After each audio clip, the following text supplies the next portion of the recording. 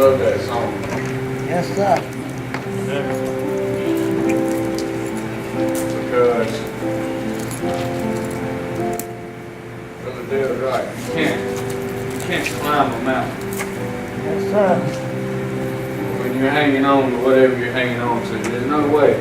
You can't move forward with your hands holding on to something that's holding you in place. There's a lot of things that we hold on to.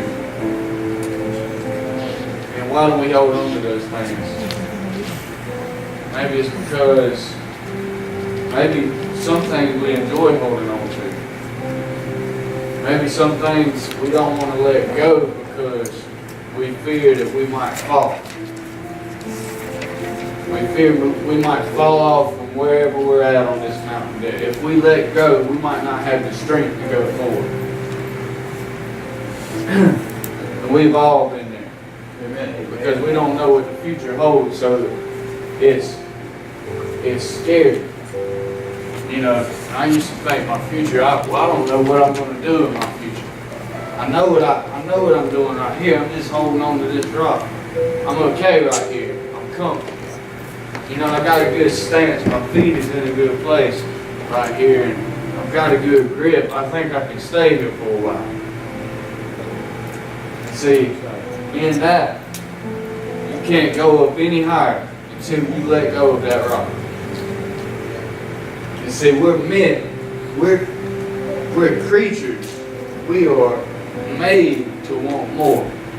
We're made to always want more, no matter what it is. We're made to not be satisfied and have enough. So at the point that we're satisfied, we have stepped out of what we were created to be. We're not created to be complacent. We're not created to be stagnant, to be still. There's no life in still water. That's right. There's nothing but death.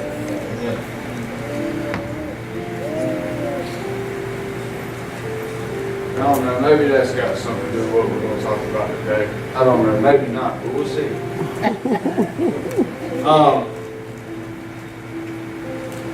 So, let's start in Galatians 5. There's Jacob back there. Jacob's in training. So, if it ain't right, it's Jacob's fault.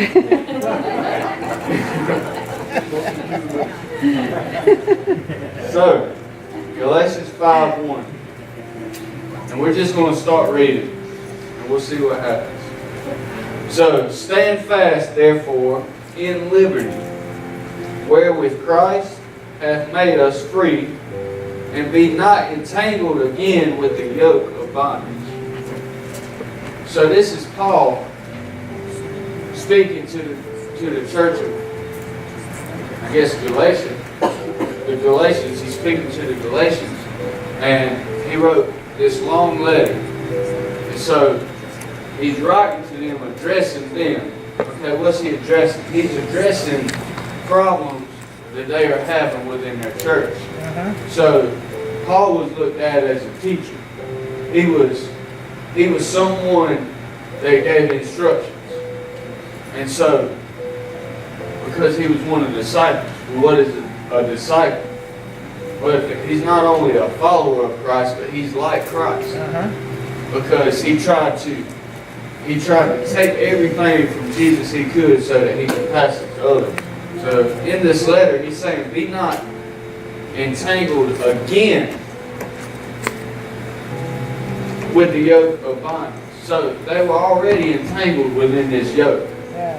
Okay, so they broke out of this yoke at some point. And see, Paul's saying, do not do this again. You've already been there one time. Do not put that yoke back on and get tied up in it. Okay, what is a yoke? A yoke is something that's put on you. It's put on oxen so that they can be controlled, so that they can be manipulated to do the things that who's ever controlling them wants them to do. And it's heavy. It's a burden. It's something they carry around. It slows them down. And so he's saying, be not entangled again with the yoke of bondage. Behold, I, Paul, say unto you, that if ye be circumcised, Christ shall profit you nothing. So in the old time, before Jesus died, it was mandatory that you must be circumcised, because that was the only way to God. That was how men they literally cut their flesh so that they could come closer to God, to remove fleshly things. And see, that was under what? That was under the old law. And the things that they were battling was that the Galatians were trying to reiterate these laws, these old laws. Okay, what is the law? Well, the law only existed because of sin. Alright, so I don't want to get ahead of myself here. So we're going to keep reading. Christ shall profit you nothing if you be circumcised, meaning it's not going to do any good. Nothing. For I testify again, so he's reiterating again, to every man who is circumcised, that he is a debtor to do the whole law. Okay, so if you are going to take this piece of the law and you're going to place that into your life and you're going to take that piece of the law, then you have to serve the whole law. Meaning you have to take the whole thing. Why? Because you can't be hot or cold.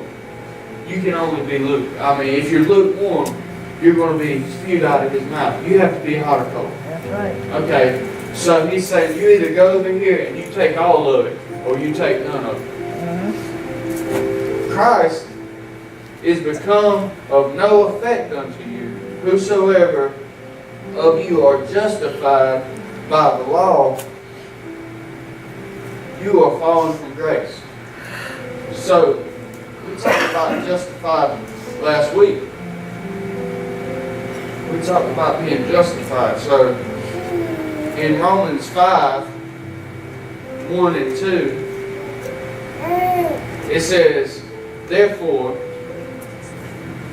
since we have been justified, we figured out what that word justified meant. The word justified means to be made right, to be in right standing. Somebody had justified the actions that they took. So, therefore, since we have been justified by God through faith, so through faith in God, we have been made right. We have peace with God through our Lord Jesus Christ. Let's go to 2, Jacob. By whom also we have access by faith unto this grace wherein we stand and rejoice in hope of the glory of God. So, us taking the action of faith, through that we are justified. Through faith in Jesus Christ we are justified. Okay, well, we just read over here, it says Christ has become of no effect unto you yet. So there is no faith, is what he's saying. There's no effect of Christ. You don't believe. And whosoever of you are justified by the law, meaning made right by the law, what happens? You are fallen from grace. So we have no grace. We have no mercy, because the law, there is no mercy in the law. The law, you must be circumcised of your flesh. There must be pain in the law. And see, there's a lot of people who stand firmly by this law. And they stand and they always point to the law, and they point to the law.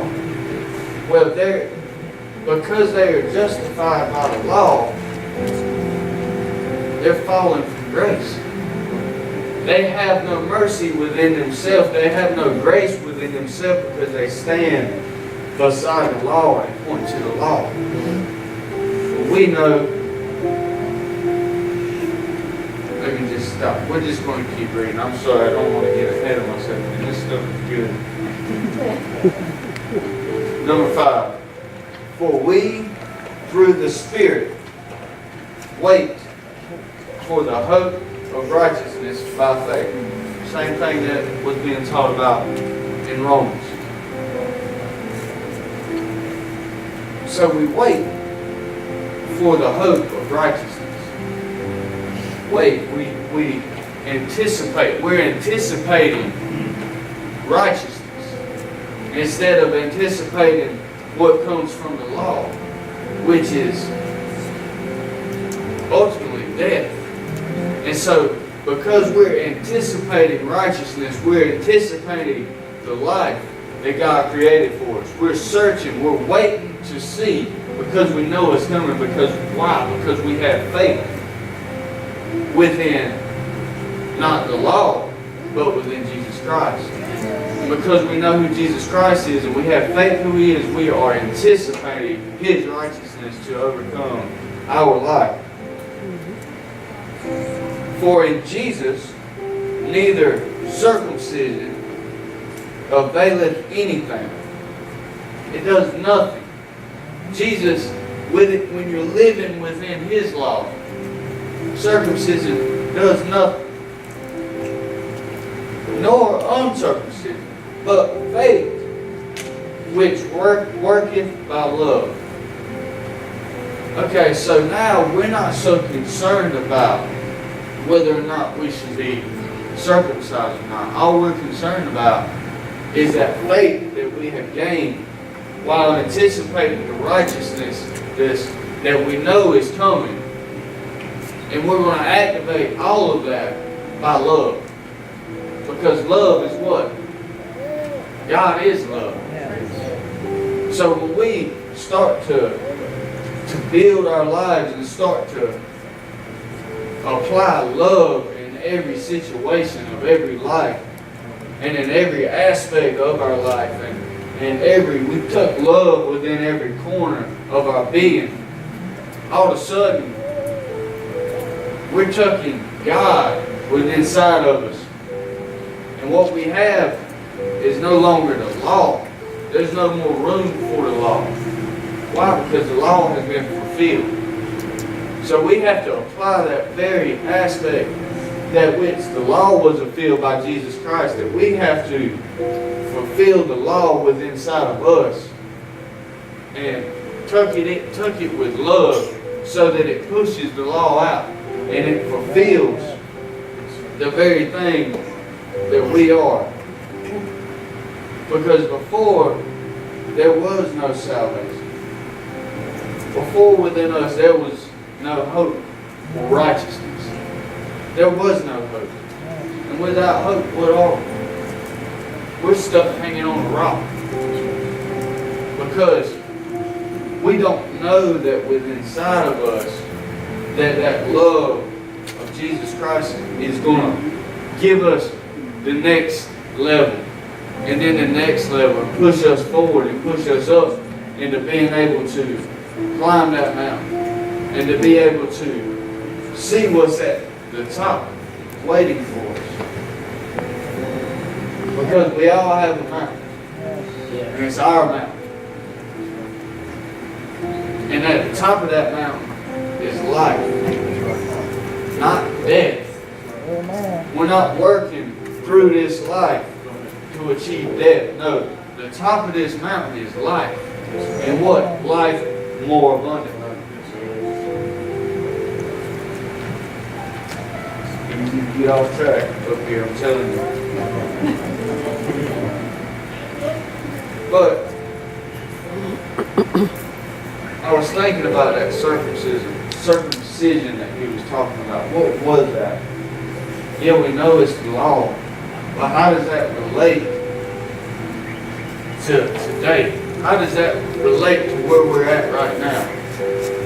How can we apply that to our lives? because he was talking to a church. Okay, he wasn't talking to just all of Galatia. He was talking to a section of Galatia that supposedly was following Christ. And he was trying to bring them out of something and trying to teach them and guide them. Okay, so if we apply that in our life, this is what I thought of churches. Different churches in different places. Okay, so he's writing to these different churches and he's addressing things that may be going on in their ministry and things that he's heard, because obviously they're in communication. And see, that circumcision was just one small piece, but it was such a vital piece because they was trying to go back into what they came out of. They was trying to do the opposite of what Jesus Christ come to do. And so I was thinking, and I started putting myself in those shoes. If Paul was writing to me, what would he say? If Paul was writing to whatever church, what would he say? And so I started thinking about religion. He's talking about religion now. He's talking about the very thing that binds us. And see, you think of religion and you think of something that is freedom. It's supposed to be freedom. It stands, and on the outside it looks like freedom. It looks like liberty. It looks like good things, nothing but good things, but yet we fall back into the old way of wanting to rehash out the old times. Well, you must be circumcised. Well, you must not smoke. You must not drink. You must not. You have to eat and take communion. And by the way, if you eat that cracker and you are not saved, you could die. Yes. And you could go to hell. You could leave here this afternoon and get in a car wreck. And if you're not right with God, you could go to hell. I've heard it. This is no different. This is the same thing. Those things that put weight on us, that bring pain to us. Because you know what? I was in condemnation because you know what? Maybe I was smoking. Or maybe I was drinking. Yes, sir. Matter of fact, I was doing all of the above and more. Yeah. Come on now. So whenever I got to the point where I was searching God, and I came to a place where there was a religion, where God was supposed to be dwelling within, all of a sudden, I was put down. There was no love for me. There was only condemnation. And see, there's only condemnation. What is condemnation? Condemnation is pain for past things that you have done. And see, there was no love within these places that told me these things. There was only condemnation to bring me down and try to make me feel as if I could do a work. I could do a certain thing. Maybe if I tried this and I did this, just like the pastor said, just like brother so-and-so said, or maybe if I just quit smoking, or maybe if I quit drinking, maybe that'll do it. Maybe if I get circumcised, maybe then I'll be closer to God. What did Paul say? He said that he is a debtor unto the law. Therefore, he is a debtor unto sin. And that means that because he's a debtor unto sin, meaning he owes something to sin. Well, we all know that the wages of sin yes. is death. Uh-huh. So everything that he owes to sin. And not only that, the wages of sin, because he also owes sin, is death. Uh-huh. The cost of sin is death. So what happens? Within that, you're caught in a vicious cycle. A vicious cycle that you can never break out of. You can never be good enough. And so you go and you do the loop again.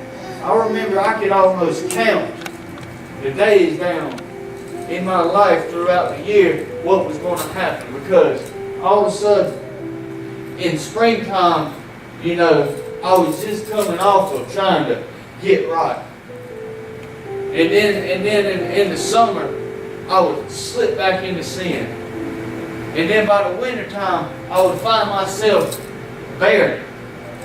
Because there is seasons in our life. I would find myself barren. I would find myself down. I would find myself lowly. So then, all of a sudden, I'm going to go seek God and I'm going to find God. But I was seeking Him through religion. I was seeking Him through works. Getting circumcised and wanting to do all these things. But then, in the wintertime, I would seek out to find God, and I would go somewhere and place myself somewhere to where I could supposedly find God. And then I would do the whole cycle over again. Why? Because the wages of sin is death, and I was a sinner. I was a debtor unto sin. I owed sin for the works that I was trying to do. And Christ had no effect on me.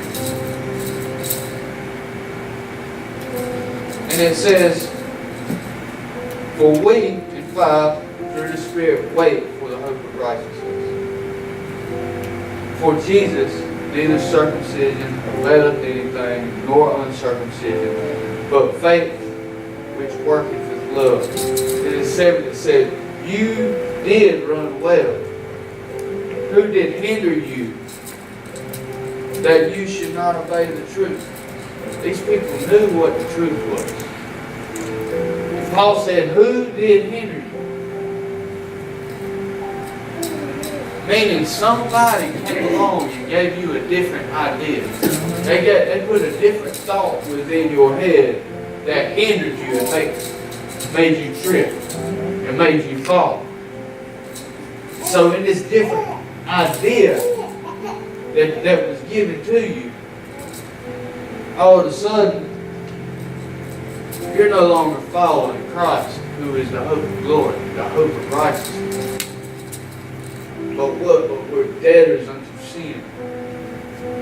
And it said, this persuasion cometh not of him that calleth. Meaning, not only was it an idea, but you had to be persuaded to think that way. Because it was the opposite of what you had been taught and what you had seen through Christ. So these people have experienced God, and yet they were persuaded. Meaning, there was a conversation or an argument that ensued to make them think a different way. And it said, a little leaven leaveneth the whole lump. What are we talking about? I really had to research this. Okay? So, because that really stuck out to me. Just so you know, we eat that sunbeam white bread. That's that good stuff. So I started reading about leavened and unleavened bread.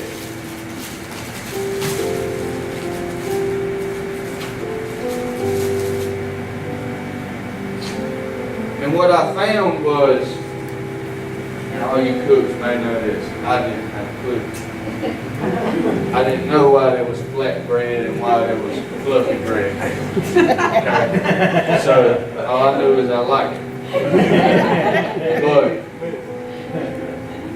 So what I found was that there, in unleavened bread, there is not the added component to make it rise and to make it fluffy, which is yeast, baking soda, whatever may be the key.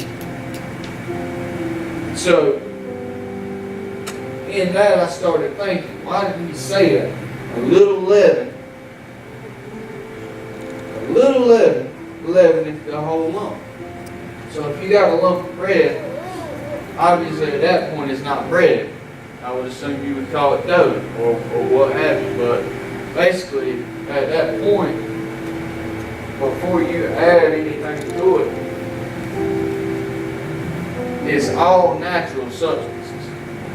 It's all natural.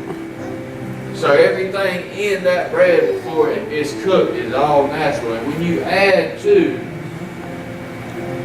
what is good, what is natural, it causes it to, you add the yeast or whatever, it causes it to rise. And when it's rising, it's the same amount of bread, but yet it grows and it looks way bigger.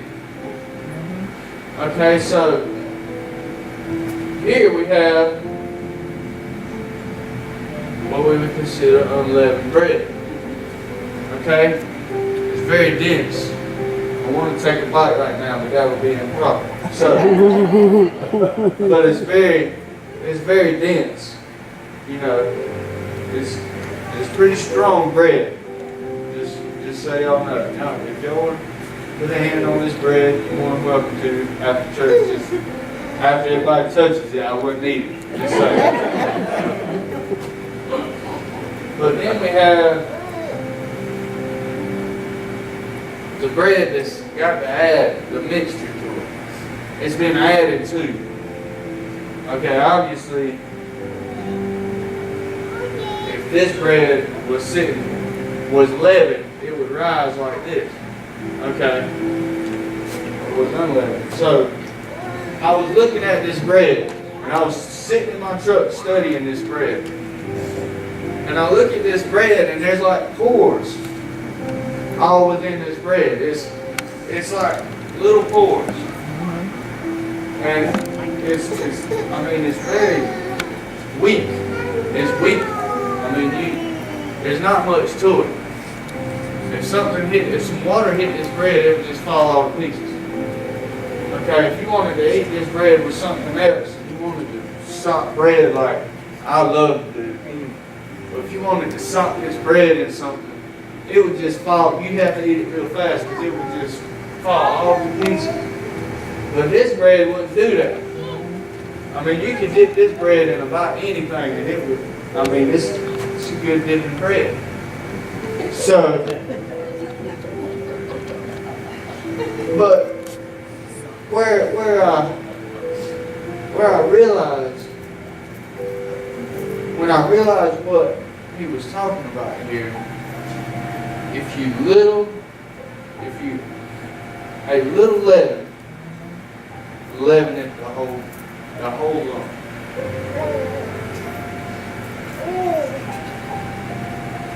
Well, what it is a little of something that don't come from God. It leaveneth the whole lump. A little bit of something that's different, something that was maybe man-made or something that was added to the original, leaveneth the whole lump. This bread is weak because of that. There's pores all through this bread. It makes it look bigger. It makes it look as if it's something that it's not. It makes it rise, but yet it's not strong. And see, this bread represents the religion. It represents the law. And see, there's holes in people's religions. There's holes. There's spots that are empty. And there's spots that when you get to those spots and you look at those spots, you're like, well, what is that? What fits there? Because it's not as it appears. It's not full. It's not absolutely solid. And so a lot of my mindset had holes in it because of religion, of the things that I was taught and the things that I believed. And so therefore, when I eat that piece of bread, even though it looks like that one, I'm still hungry. I'm still not full. Yes. I haven't been filled up because it's got holes in it. It looks big and it looks like it would fill me, but yet there's something different. There's something to it that it just ain't enough. Because I promise you, if you eat these two pieces of bread, this one right here has got some weight to it. This piece of bread will fill you. And see, through our life, we need to recognize that we are no longer under the law. We are no longer trying to add to this bread that we're making and trying to make it look like something that it's not. It looks bigger than what it is, and it's false evidence. It's not real. It's not really that big. It's not really that filling. And see, the unleavened bread don't look all that great. I used to wouldn't eat that bread when I was little because it just didn't look good to me. I don't want that. But see, that bread right there is the bread that's going to add something to you. Yes. It's going to sustain you. It's going to fill you up. Yes. And see, Jesus came to fill us up. He didn't come to look as if we take at Him that we might be full. See, the Last Supper, they ate unleavened bread. And we all know that. We've sat in church and done it 1,000 times. Drink of my blood, eat of my flesh. Yes, yes. Okay. Well, when we do that, see, that was a representation of what He was about to do on that cross. And saying, if you take of me, I will fill you up. Yes, Don't yes. take of this. Don't take of this right here. Because this is weak. Okay. That's weak. There's nothing. It's weak. Religion is weak. Religion will never fill you up. You will always be searching for more and for more and for something different. And all my life I searched for more. I had to get more. But it was doing nothing for me. So what did I do? I turned all away from it all. Because it did nothing for me. All it was works. Let's keep reading. I have confidence in you through the Lord that you will be done. You will be none otherwise minded. Meaning, don't be double-minded. But he that troubleth you shall bear his judgment, whoever he be. So whoever this man was that brought this religion back to the picture, whoever this idea was, the judgment will be on him.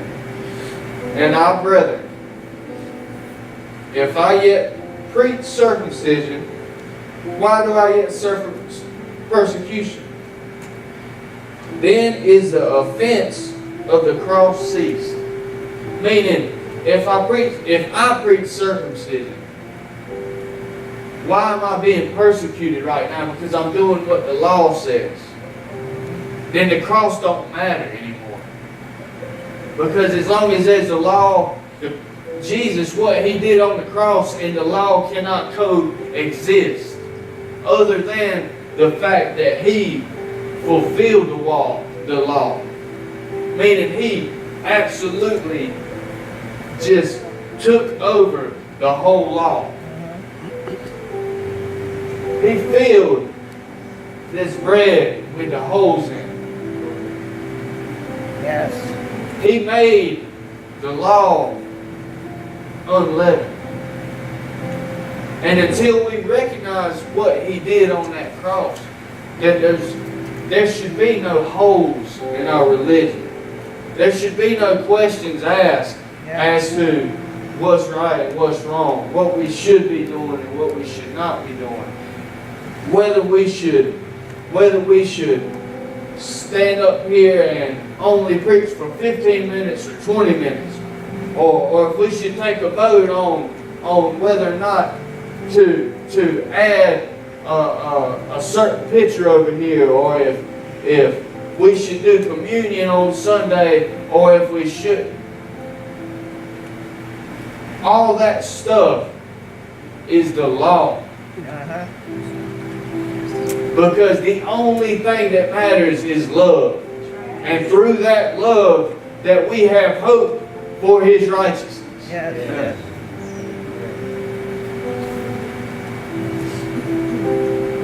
For brethren, you have been called unto liberty. Only use not liberty for an occasion to the flesh. Don't use it every now and again. This thing that God given us called liberty as an occasion to when the flesh feels bad or the flesh feels down. But by love serve one another. For all the law is fulfilled in one word. Even in this, thou shalt love thy neighbor as thyself.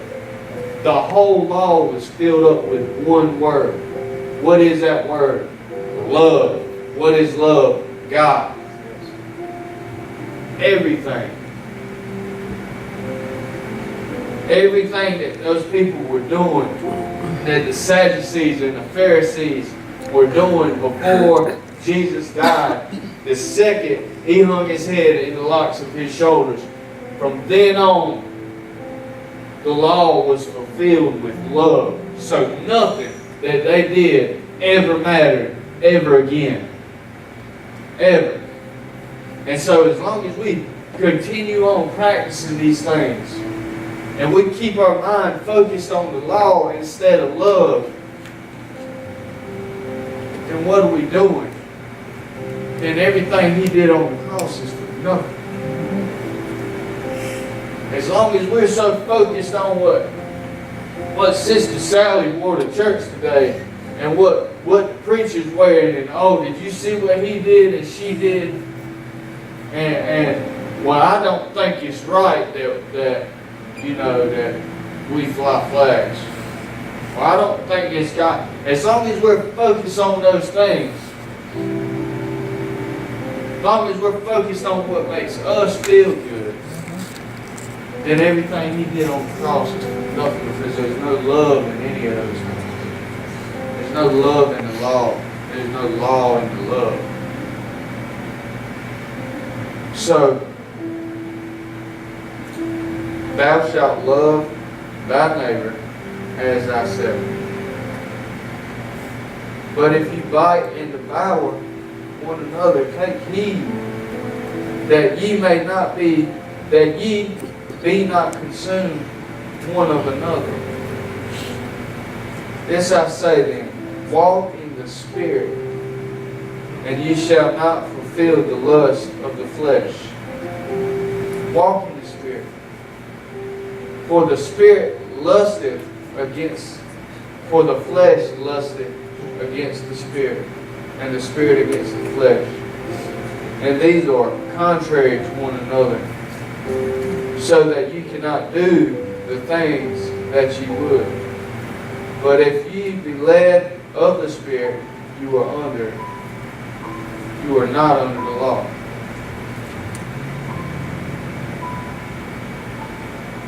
So, just so we're clear, spirit and flesh cannot go hand in hand at all because they're opposites. So, we know that if we're led by the Spirit and we're in the kingdom of God, then all these things will come to us. Well, what were those things? The fruits of the Spirit. So we're gonna have love, joy, peace, long-suffering, gentleness, goodness, faith, meekness, temperance.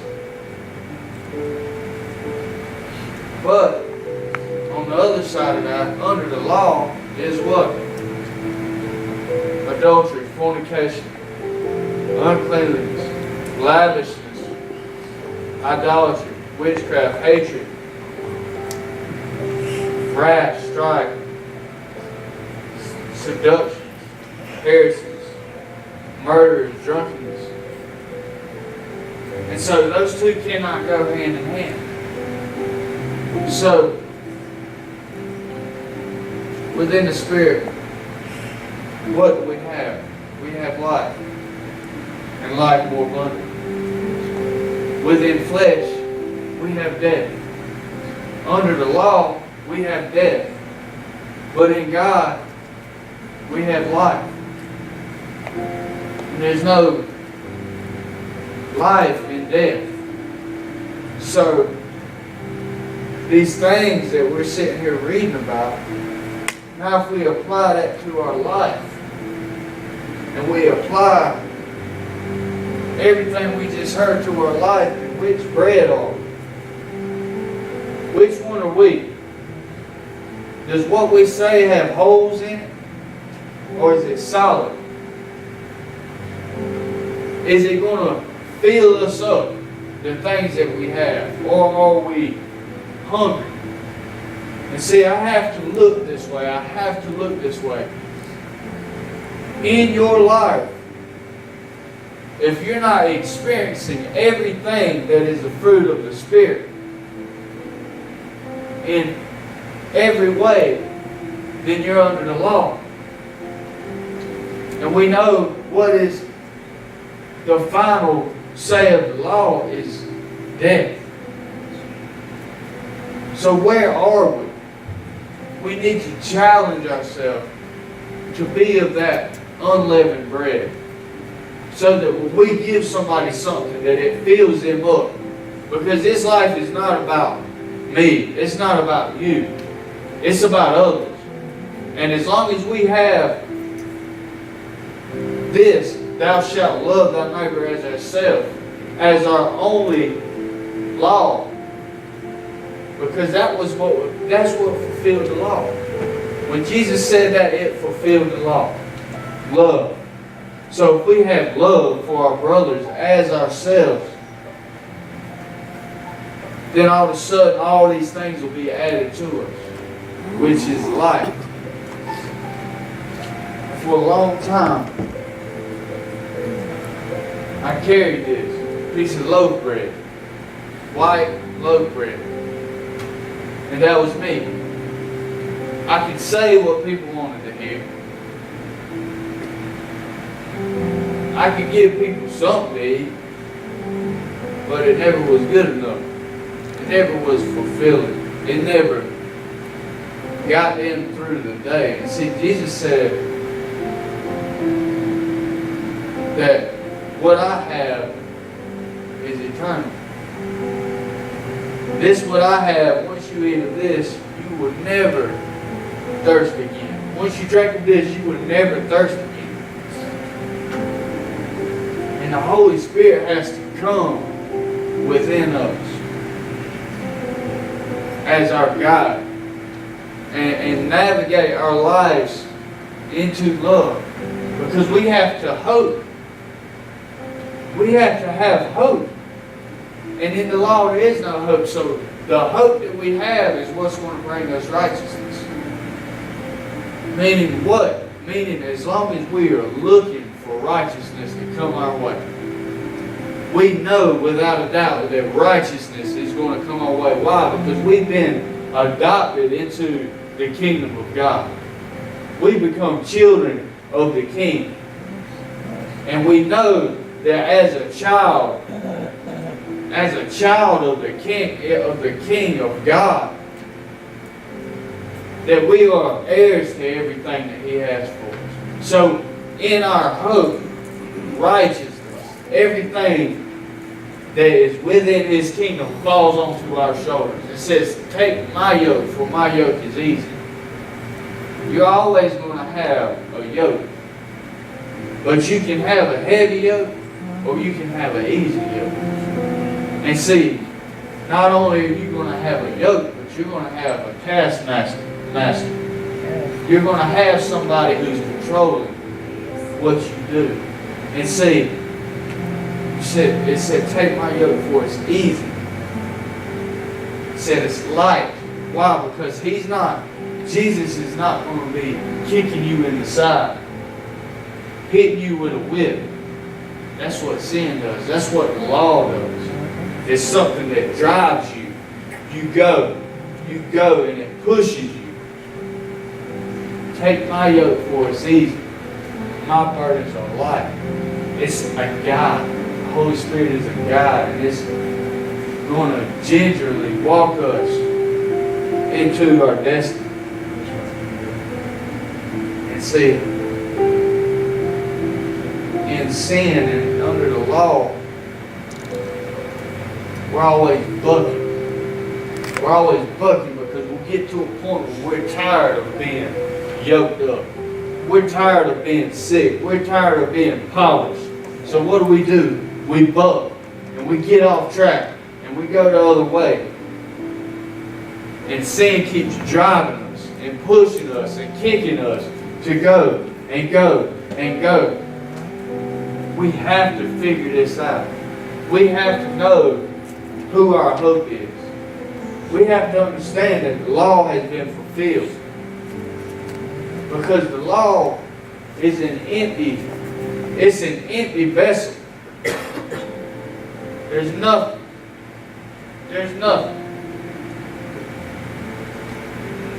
See, what good is that? What good is the law if it is empty? Before Jesus come, this is what people served. And because they served this, they had no hope. Because no one man could fulfill that. Except when there was one man that could fulfill it. Only God could fulfill what He created.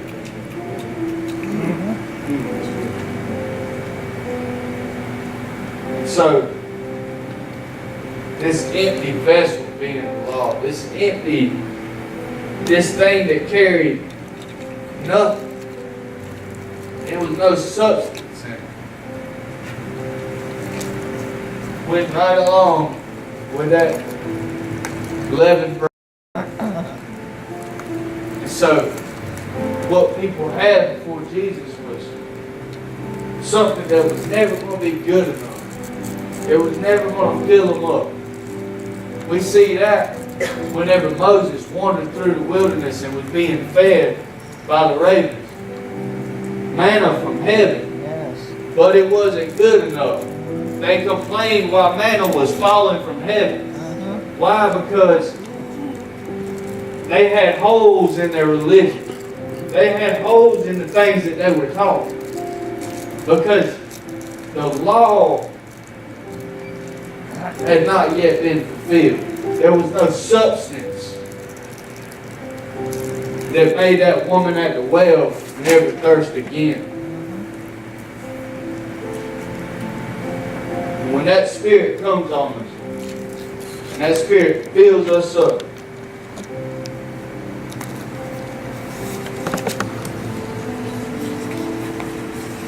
and it goes and it fills.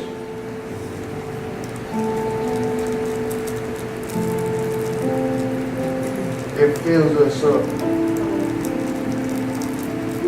That's how the law was fulfilled. The law was fulfilled filled with Jesus Christ. Life. Water is life. Water is life. Water is the one thing that we cannot survive without. And substance that we must have. But see, when He fulfilled the law,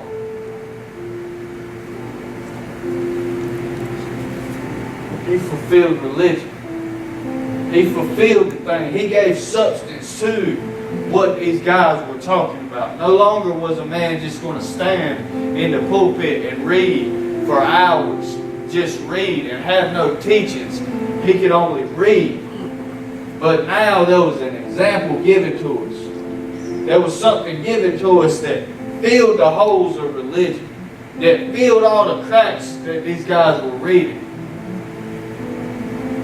And it was pure. And it was strong. And it was something that filled you up. We've been given a meal that will take us and last us forever. Everlasting life with one meal. What does the meal cost?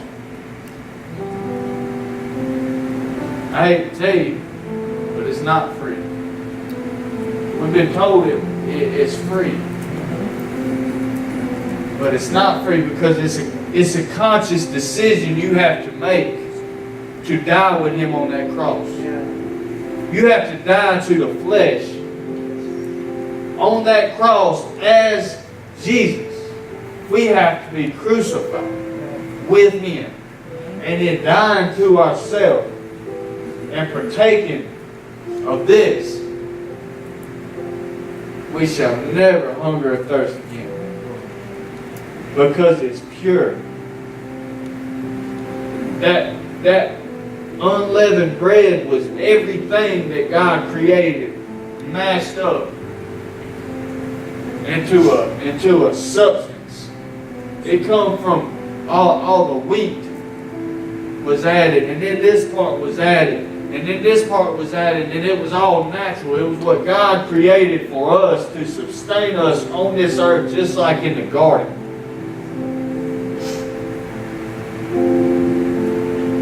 And we can't add anything to that. Because if we do, it's going to have holes in it. And when we feed it to people, it's going to be watered down. It's not going to fill them. So when we get done feeding them, they're going to go somewhere else. And we can no longer feed people this junk anymore. Because people are dying. Because that is going to make them keep on walking down the road. And there's nobody else who has this except for the sons of God. So if we don't reach them on an individual basis through our daily walk, and we're not able to give them something that's solid, something that's good, then what are we doing?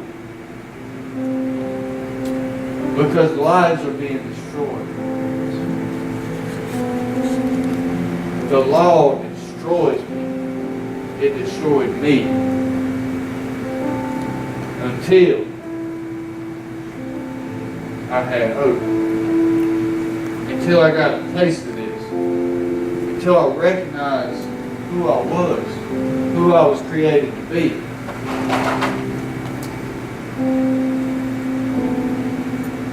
I say it all the time.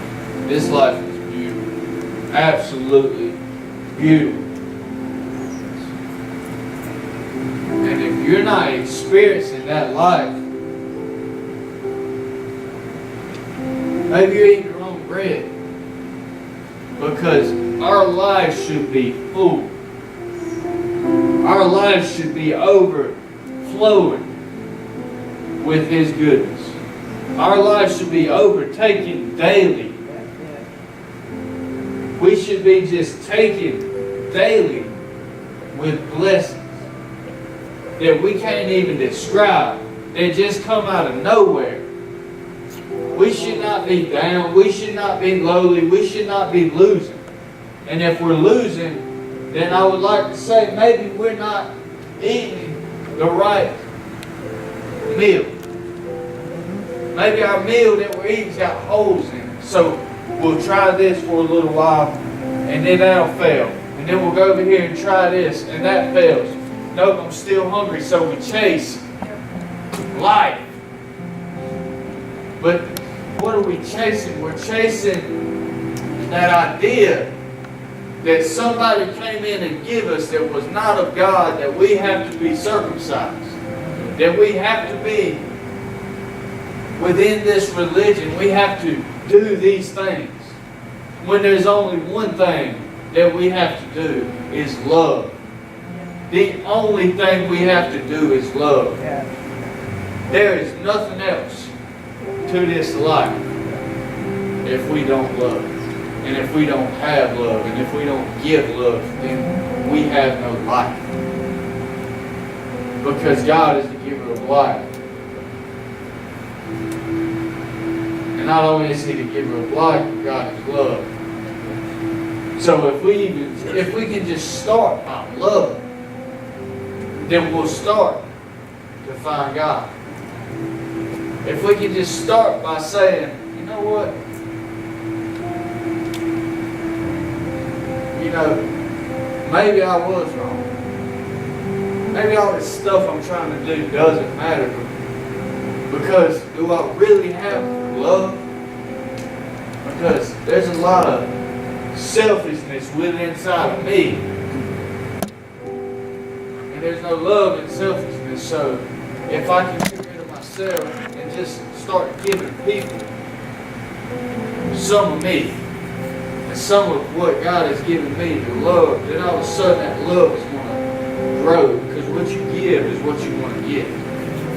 What you sow is what you're going to reap. So let that love grow, and you keep pushing it out. And the more you push it out, the more you're going to get back. And the more you're going to get back, the more your life is going to grow, and the more that hope is going to grow.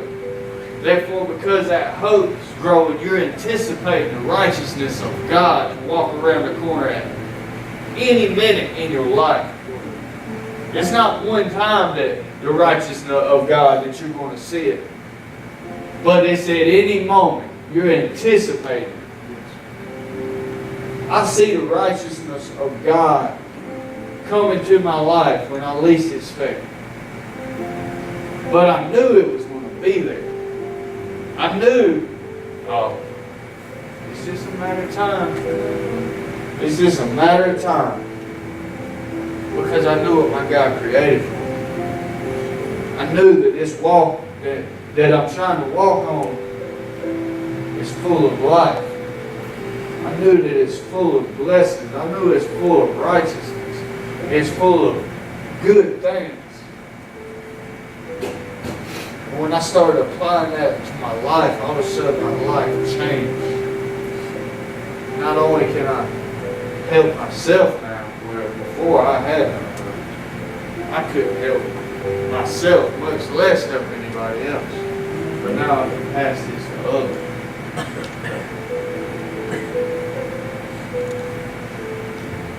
Eat of my flesh, drink of my blood. You're drinking out of the law. You're drinking out of the cup that the law was.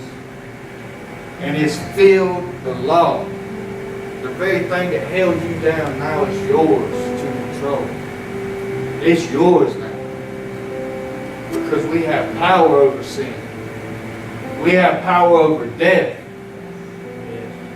Death is the law, so now we control the law to where it don't control us anymore. And we drink of Him and eat of Him.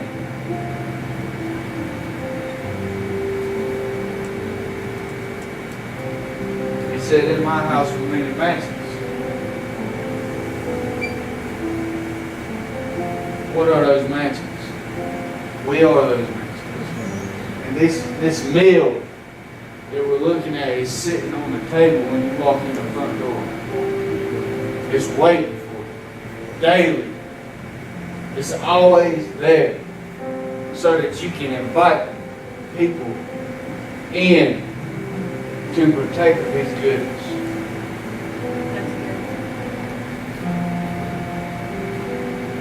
We are the mansion. Christ within us, the hope of glory. That's right. What are people eating from? Because you're the only Christ anybody is ever going to see. Are they eating this garbage?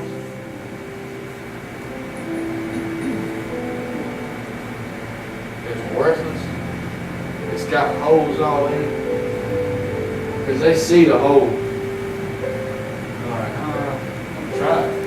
Just because you said it, this is where it's at. I'm going to try it because you said it. Guess what? Because you pumped this up so good and you said this is what I need, I'm going to try that. Because I've got to have something. Because I'm dying, I'm starving. But guess what? When they try and it don't work, then what happens? You think they're ever going to come back to you? No. And the next person down the line might not have nothing good to give them at all. And we are what we eat. We've all heard that. What do we eat? What do we feed people? Because we're mansions within the kingdom. I'm not looking for the mansion. I am the mansion. I am a walking, talking mansion who houses the presence of God. Because He's within me and I within Him. Just like Adam and Eve were in the garden. And until we recognize that we're not hoping for death, but we're waiting for this righteousness because we have our meal. So we know whenever righteousness is going to come to our house, we're waiting for it. We're expecting it. We're expecting to knock on the door. And we can sit down and commune with it.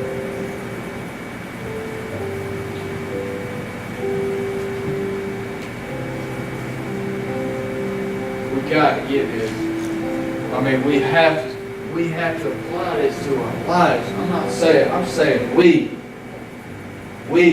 all of us, me, if we could wrap our mind around this and what we are and who we are, do you know what can happen? The whole world could change. Everything. If we could get rid of ourselves and die to ourselves, to where we're not caught up in this go, go, go. Gotta have more, gotta have more. I'm right there. Do it every day. If we can start applying, because guess what? When I filled this cup up, it didn't just happen like that. It was a process. You start to pour, and it slowly fills up from the bottom. We have to slowly start letting the Holy Spirit fill us up more and more and more and more and more. Yes. And we can't accept it if we've got our lid on. Because that lid is selfishness. It's a covering. It's those leaves that we was talking about that we hide ourselves with. So we're hiding ourselves. The law hides us.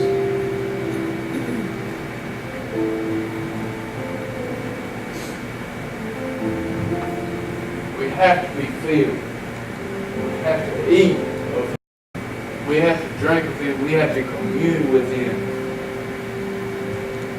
And once we do, our lives are going to begin to change. We're going to begin to grow spiritually, financially, Oh, don't like to talk about that in church. No, we should be financially prosperous.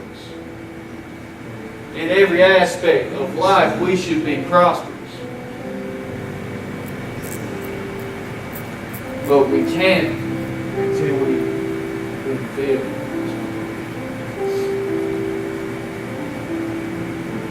It's like a beautiful experience. Because I wasn't experiencing life under the law. The only thing I experienced was heartache and pain. And whenever I come out of that, all of a sudden, it's like my eyes were physically open unto so much more. I could physically see the birds and hear them. Where before, I didn't even pay no mind to them. When I walked outside in the morning, now I could see the beauty that was around me. Where before, that didn't matter to me. Nothing mattered except for me and how I felt. And whenever I started to see the beauty within what was created for me, and it finally clicked that, hey, guess what, bud? I made all this for you. This is yours. Do what you want with it. It's mine. It's yours. It's yours. It's all of ours. Experience life. Walk. Just go on and die to death. Die on the cross with Christ and die. And then walk into life, because you can't have that life without taking on His death. Take on His death. Die with Him. Lose your flesh. Fill yourself up with the very presence of God, because this meal's waiting for you. Stop eating garbage. Stop feeding people garbage. What you hear is what you're eating. Your mind is chewing up everything, every word that goes through your ears. It's being processed and chewed up and chewed up and chewed up and swallowed and digested. And you are what you eat. The very thing that you are hearing with your ears is what you're going to become. What are we hearing all day? What are we being and what are we giving all day? Because it's either got holes in it, it's either leavened or unleavened bread. It's either the law or it's not. It's pure.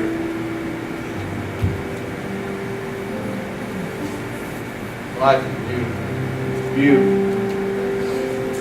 Beautiful. And we got to get more. We got to have more.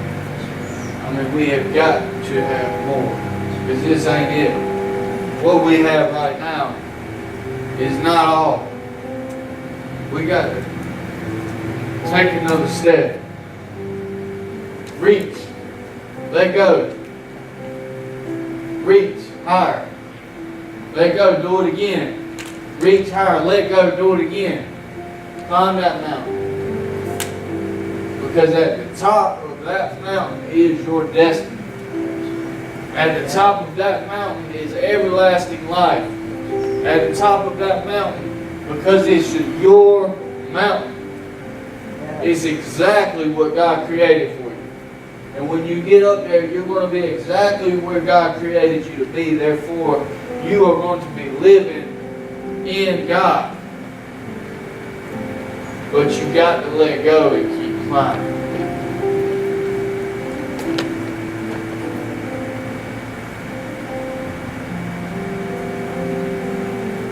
Close this out.